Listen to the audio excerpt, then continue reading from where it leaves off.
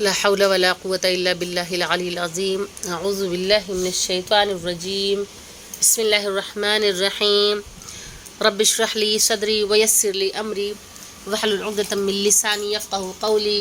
اللهم صل على محمد وآل محمد وعجل فرجهم.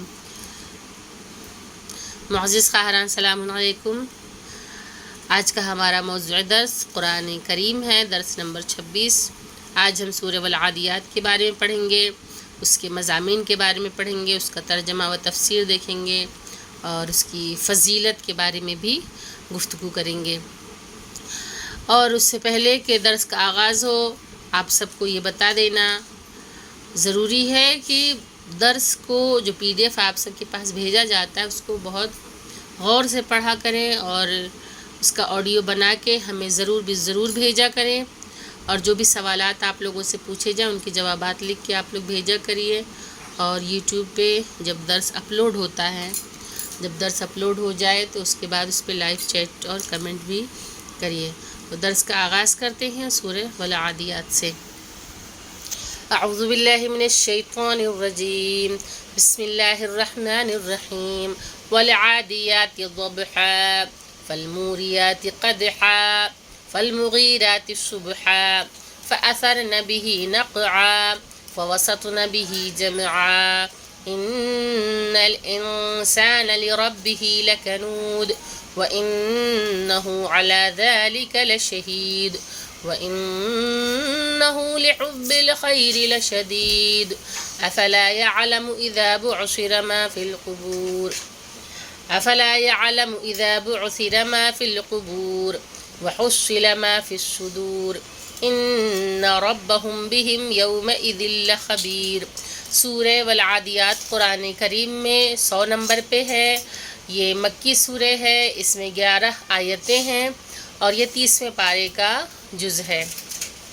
سورہ والعادیات کے مضامین اس طرح ہیں کہ اس سورہ میں اللہ تعالیٰ نے مختلف قسمیں کھائی ہیں اور اس حقیقت کا انکشاف کیا ہے کہ انسان بڑا ناشکرا ہے، اور یہ بتایا گیا ہے کہ انسان مال و دولت کی محبت میں گرفتار ہے، اور آخر میں اس کو تنبیہ کی گئی ہے کہ اللہ تعالیٰ اس کے ظاہر و باطن کو خوب جانتا ہے اور پھر اس کے بارگاہ میں حاضر ہونا ہے اور حساب و کتاب دینا ہے.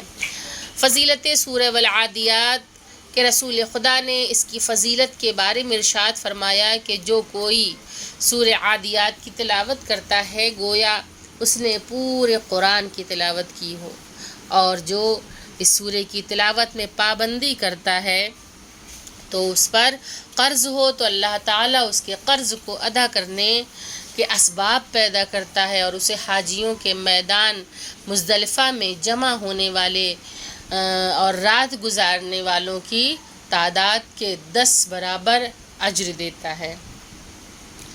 اس سے اتنی بڑی فضیلت رسول خدا نے ارشاد فرمائی اس سورہ کی. اور اسی طرح سے ہمارے چھٹے امام جعفر صادق علیہ السلام نے بھی ارشاد فرمایا کہ جو شخص بھی اس سورہ والعادیات کی تلاوت پابندی سے کرتا ہے اللہ تعالیٰ اسے روز قیامت حضرت امیر المؤمنین علی ابن ابی طالب علیہ السلام اور ان کے مولائے کائنات کے ساتھ اس کا شمار ہوگا، اور علی ابن ابی طالب علیہ السلام کے ساتھیوں کے ہمراہ ان کی جماعت میں اٹھایا جائے گا.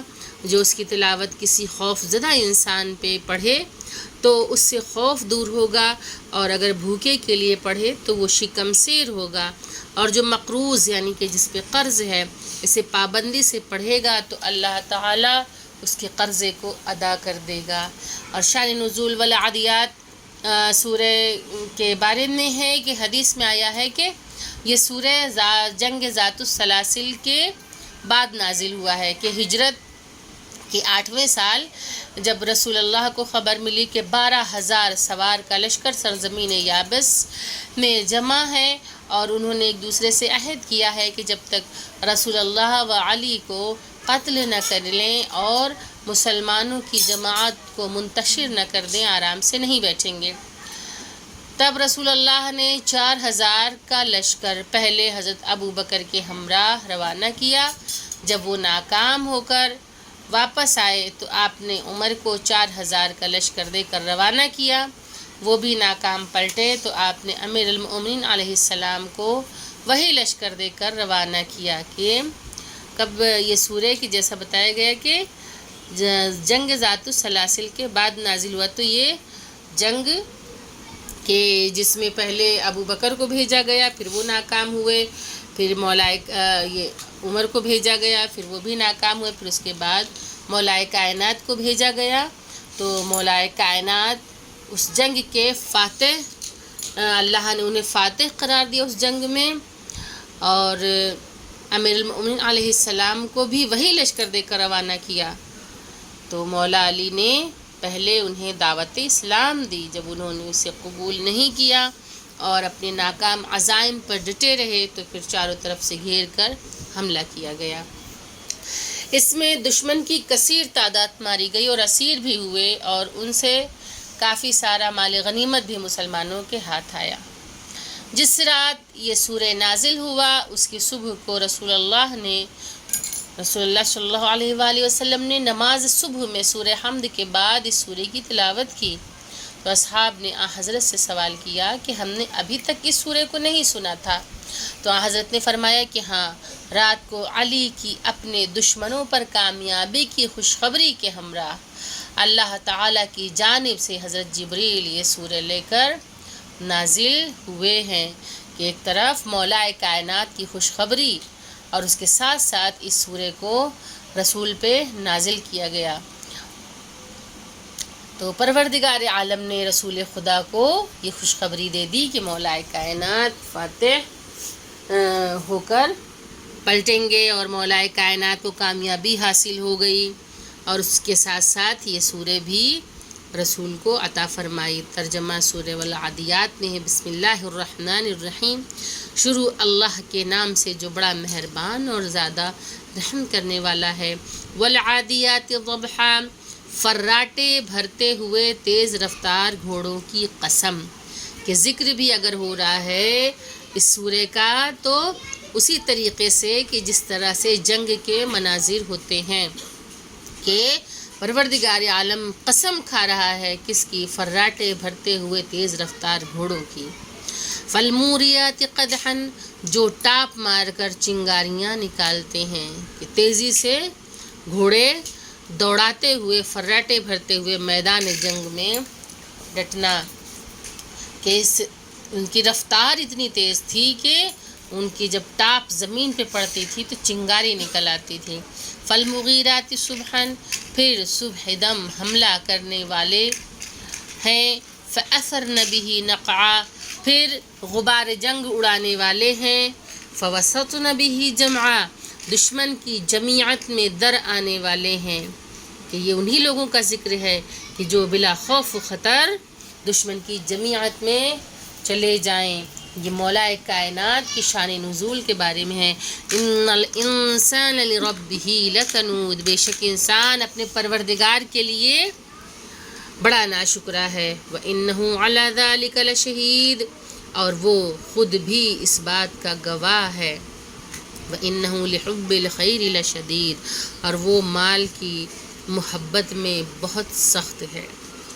کہ مولا کائنات نے جب بھی جنگ کی خدا کے لیے جنگ کی، اور جب بھی جنگ کی خدا پہ بھروسے کے ساتھ جنگ کی، یقین اطمینان کے ساتھ جنگ کی، اور پروردگار نے ان کی قسمت میں فتح کو، کامرانی کو لکھ دیا۔ یہ ان کی امتیازات میں سے ایک امتیاز ہے کہ مولا کائنات کسی جنگ میں ہارے نہیں ہیں۔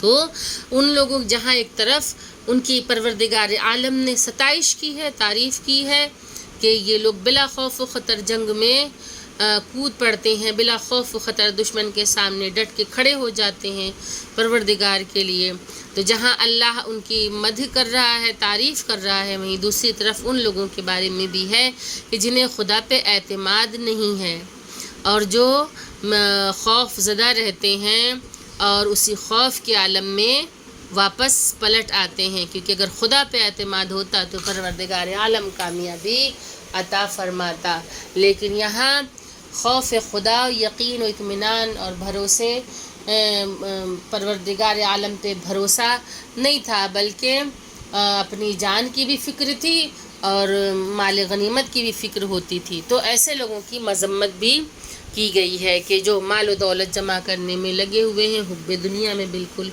غرق ہیں، لیکن خدا پہ یقین و اعتماد و بھروسہ نہیں ہے اور نہ ہی وہ خدا کا شکر ادا کرتے ہیں۔ تو ایسی انسان خسارے میں ہیں، گھاٹے میں ہیں۔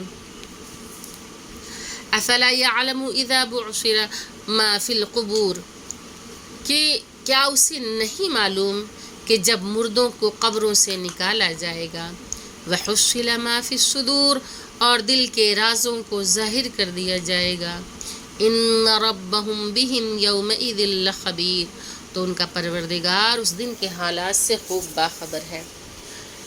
اس درس کی آڈیو بنا کے آپ ہمیں واٹس ایپ یا ٹیلی گرام پہ ضرور بھیجیے گا، اور جو سوالات آپ سے پوچھے جا رہے ہیں ان کے جوابات بھی تحریر فرمائیں کہ سورۃ العادیات قرآن کریم میں کس نمبر پہ ہے، نیز کس پارے کا جز ہے اور اس کی کتنی آیتیں ہیں۔ سورہ والعادیات کے مضامین کیا ہیں؟ سوال نمبر 3، سورۃ العادیات کے بارے میں رسول خدا نے کیا ارشاد فرمایا؟ سوال نمبر 4، امام جعفر صادق علیہ السلام نے اس کی فضیلت کے بارے میں کیا ارشاد فرمایا؟ اس کے علاوہ جنگ ذات السلاسل کسے کہتے ہیں اور یہ سورہ جو نازل ہوا ہے یہ کس بارے میں نازل ہوا ہے؟ یہ آپ لوگ ہمیں لکھ کے اس کے جوابات تحریر کر کے ہمیں آپ لوگ واٹس ایپ یا ٹیلی گرام پہ بھیج دیجیے گا۔ وآخر الدعوانا ان الحمد للہ رب العالمین، اللہم صلی علی محمد و آل محمد وعجل فرجہم۔ السلام علیکم، خدا حافظ۔